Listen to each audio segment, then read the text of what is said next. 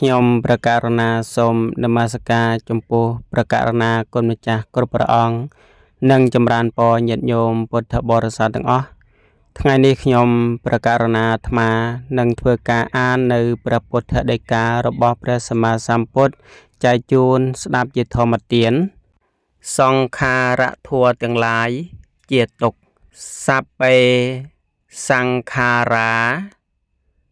ទុក្ខាតិយតិបញ្ញយៈ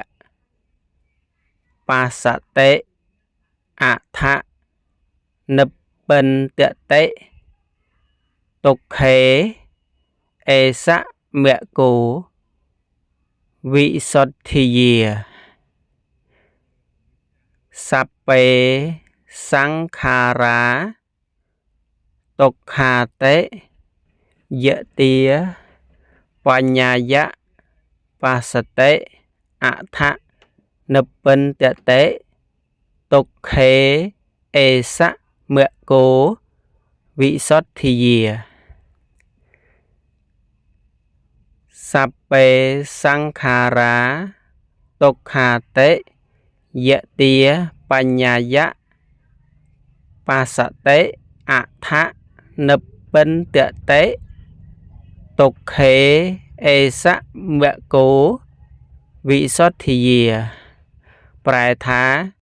នៅពេលណាបុគ្គលពិចារណាឃើញច្បាស់ដោយបញ្ញាថាសង្ខារធัวទាំងឡាយជាទុក្ខនៅពេលនោះគេរមែងនឿយណាយនឹងទុក្ខនោះហើយជាផ្លូវនៃសេចក្តីបរិសុទ្ធនៅពេលណាបុគ្គលពិចារណា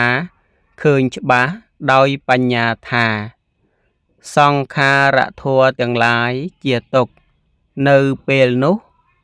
គេរមែងនឿយណាយនឹងទុក្ខនោះហើយជាផ្លូវនៃសេចក្តីបរិសុទ្ធសัพពេសង្ខារាទុក្ខាតិយតិបញ្ញយៈបាសតិអថនិព្វិនតតិទុក្ខេអេសមកោវិសុទ្ធាយាវិសុទ្ធាយាប្រែថានៅពេលណាបុគ្គលពិចារណាឃើញច្បាស់ដោយបញ្ញាថាសង្ខារធัวទាំងឡាយជាទុក្ខនៅពេលនោះគេរមែងនឿយណាយនឹងទុក្ខនោះហើយជាផ្លូវនៃសេចក្តីបរិសុទ្ធ